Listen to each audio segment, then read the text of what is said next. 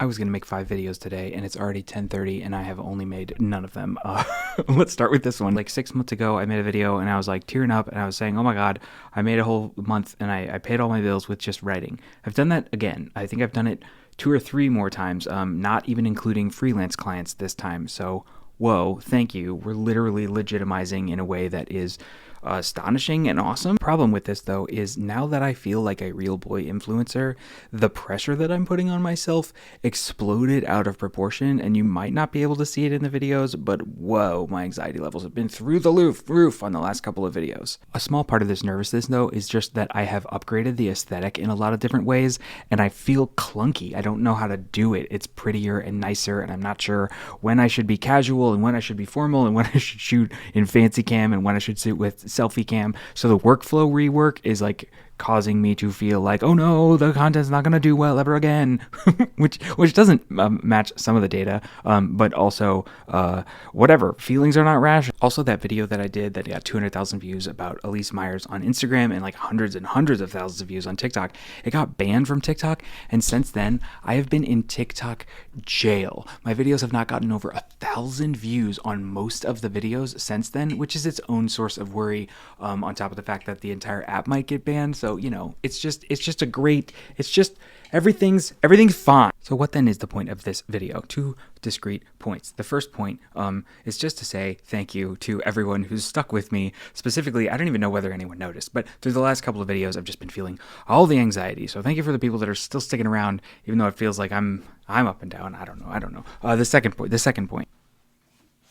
There's this book called The Algorithms to Live By. You might recognize it because I've cited it before. This is the book where we did the ADHD robot on Mars. This is the one that has the computational concept of thrashing. One of the things that got a lot of you here in the first place, if I remember. There's another lesson from this book, which I need to learn again. It comes from the chapter where they discuss the explore-exploit dilemma. In layman's terms, it is yes. Sometimes you do need to explore. You need to invent, and you do need to you do need to try out different genre. Oh man, that was going to be so cool. I'm not redoing the take. It's so important. It actually has its own chapter, the explore-exploit dilemma. The entire concept here is how do you know when to stop experimenting and when you should instead just start doing what you know works. Because if you stop experimenting, then you might not find another thing that could work.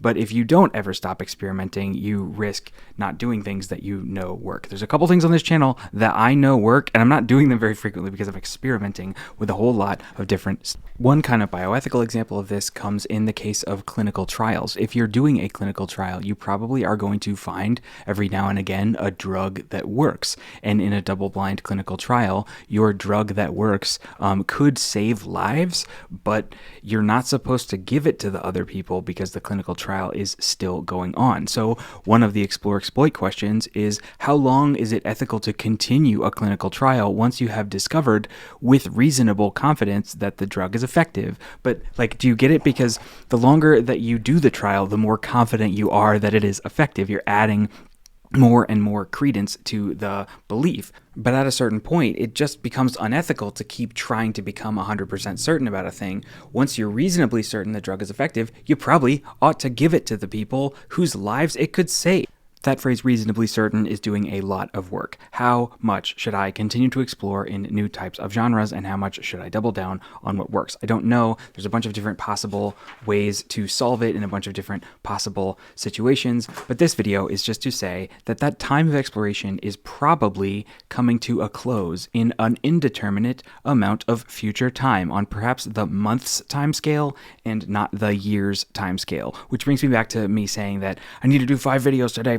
And yes, that number's insane, but I was in fact doing 5 videos a day, and not constantly every single day, but I was doing that to get from 0 on TikTok to 100,000 on TikTok, because I wanted not just to have lots of content out there, but to get lots of exploration in, lots of experimentation in, and to figure out what works and what doesn't. So this video is getting longer than I intended, but to just wrap it all up in a bow, the reason I'm making it and the reason I'm explaining any of this is because that pressure, the like, oh my gosh, you're doing this for real now, you got to be doing doing the videos. The reason I like doing more than one video a day is because I don't get too precious about any one of them. And I have spent a lot of time on the workflow. It's only been 30 minutes and I'm almost done shooting this entire video, which might be insane to you given, I don't know. It took me many years to get to this point where I could zip through a video. I still have to caption it and upload it to 3 different websites. That'll take some time, but you get the idea.